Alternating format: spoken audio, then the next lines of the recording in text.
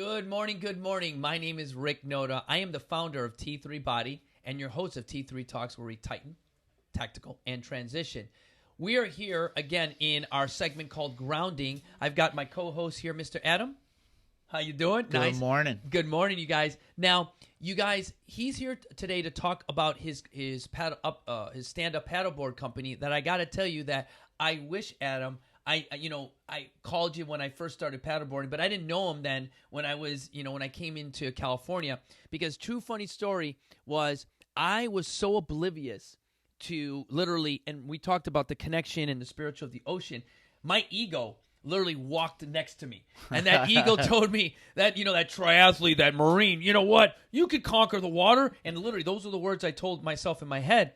I didn't even know that in Oceanside, there's a bunch of surf shops. I just knew San Clemente. So I go all the way to San Clemente. I get a beginner board. The guy probably took me for whatever. I think I paid $100 for a board. That was probably like $20, something like that. $100 a good price. That was. I did get a good price on that. All right. And I go out to Oceanside. And you guys, and I'm a pretty good swimmer, and I say that because in Ironmans you swim about 2 miles and stuff like that, and I can't even break the point break. I can't get past the point break. Whoa. Humbling. I get home, it took me longer to set my car up than it was to go to the beach, try to break the point break. I'm home, and my wife goes, "You're back already?" She's used to me doing 4-hour rides. She's like, "You've been gone 35 minutes." I'm exhausted. I'm like, I can't believe that, I can't make the point break. So I go the second day, I'm a monkey. You just hit a monkey against his head, and I'm just going to keep doing it. All right. So I go back there again. I'm washing machine. At this time, now I get hit in my head with the board because I don't know how to deal with the getting torn around in the ocean. And then I'm like, you know what? I got to figure this out. So I'm in my truck and I go to YouTube. And in YouTube, it says, I learned this. That's why I went on YouTube, and that's why we're broadcasting on YouTube, because that, about 12 years ago was the way I found out how to break the point break. And literally, I got to hear this. Oh, no, I watch a 1:10 video of how to do it, and you guys, it helped. So I'm getting there, paddle, and then you push the board down. Duck dive. I'm like, yay! Wow. Or you go like this, and you duck dive, and you rotate, and you flip the board, or you actually paddle on top of it, where you just keep going, and you just kind of just paddle really aggressively, and you break it in 1:20. But here's the funny thing.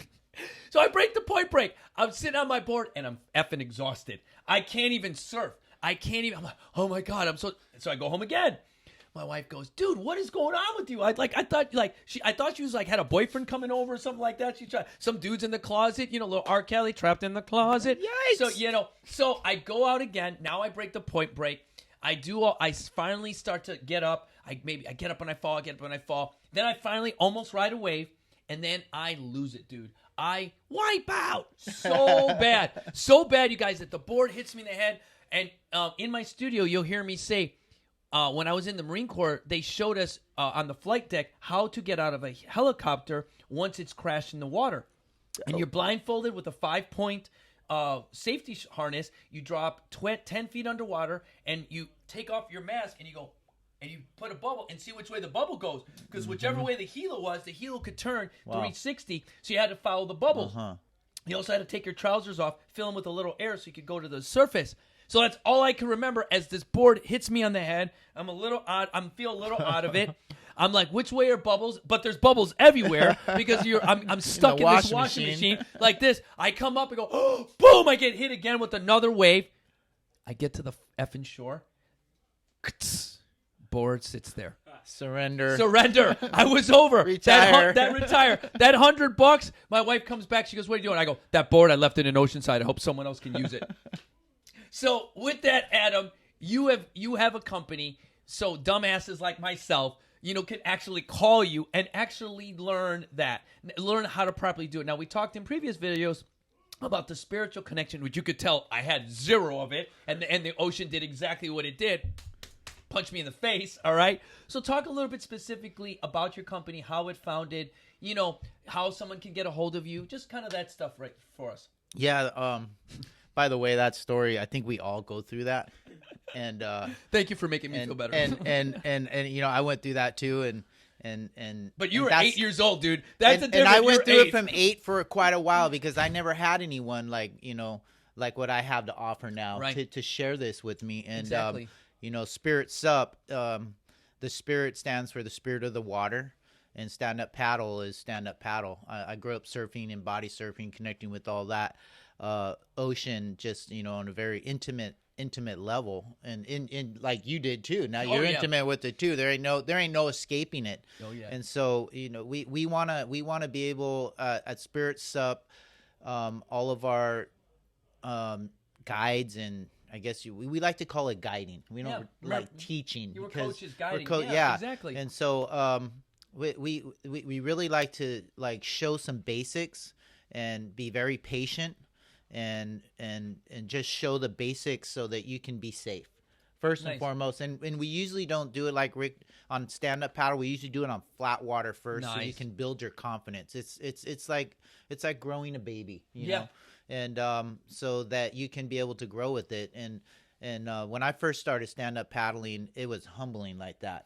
And I thought I knew, how to surf and do all these things. And I just picked it up, and you're on a short board. I was on this big, like Titanic of a board, and that thing I thought he was gonna rip my leg off, from that leash, But there's certain little things to know and learn. Like you're doing the duck dive on the stand up paddle. We do the up and over. Oh, nice. And then and when you're going through the waves, but that takes a little time to learn. That took me quite a bit of time to learn too. A funny story: when we first seen stand up paddle, my grandmother was in town, and she really believes in Jesus and stuff, and she was waiting for when Jesus comes back, and we were looking at the ocean. We were driving by. I think it was like 2003, 2004. It's like when the Hawaiians started bringing it back. Stand up paddle is something from the past, but now it's they have new kind of water vessels and all this. And this guy was out there paddling, and it looked like he was walking on the water. Yeah. Oh, yeah.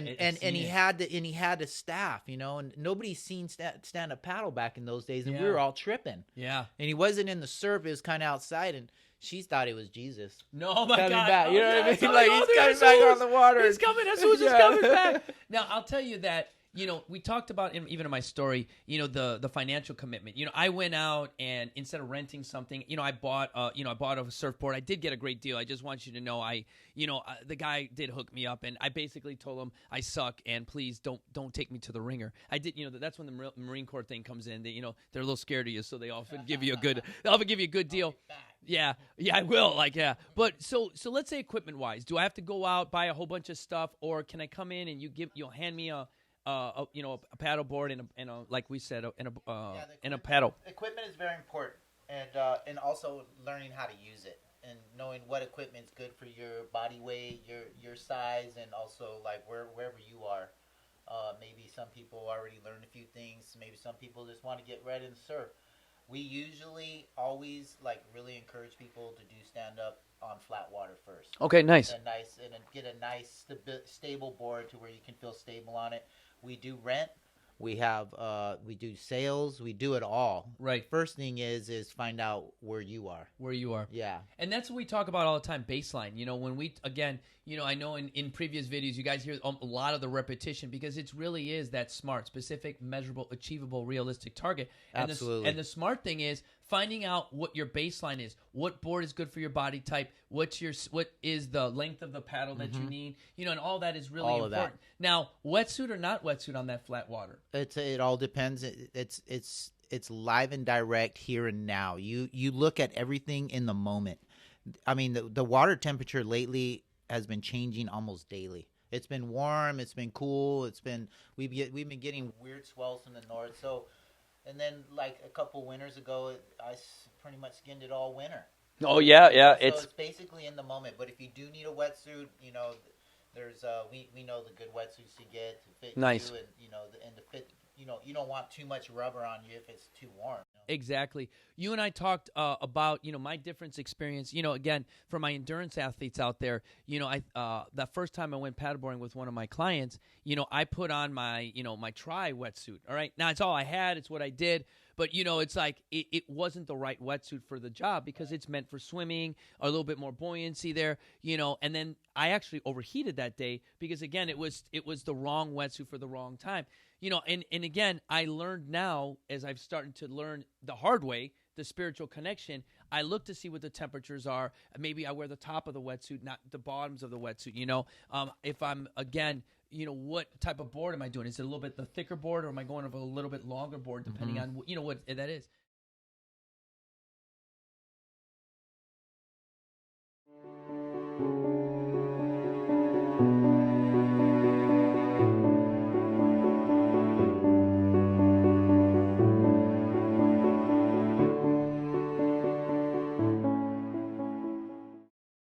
T3 Body, you guys, is a company and a fitness company that really talks about the complete athlete. When I talk about our motivation inspires you to be better, all right, as a non-for-profit that supports military veterans that suffer from mental health issues, I really enjoy the support you guys are giving me here on YouTube.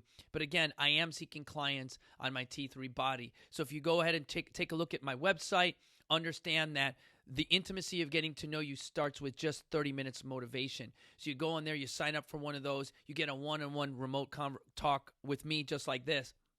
Then I encourage you to go and look at one of my training plans, download a 4 to 8 week training plan, and really kind of just test your body, test yourself, and just really start to get yourself ready to then do the next thing is where you get 4 or 5 of your friends together and dare yourself to be better, where there you have a little bit more of my information along with my training plan. You get some remote sessions with me regardless of where you're at. You notice if you're watching me on YouTube right now, you could see you can hear my voice and I can train you, all right? And that 45-day dare is a great way to just see and challenge yourself to really do the final thing is become a member. Being a member with me is a commitment, and it's made for just an elite amount of people. So when I talk about membership here, I really talk about a really elite group of individuals who really understand our core values of God, country, family, and really live by and have really adopted where our motivation inspires them to be better. So I wanted to touch on that, you guys, and really use that so that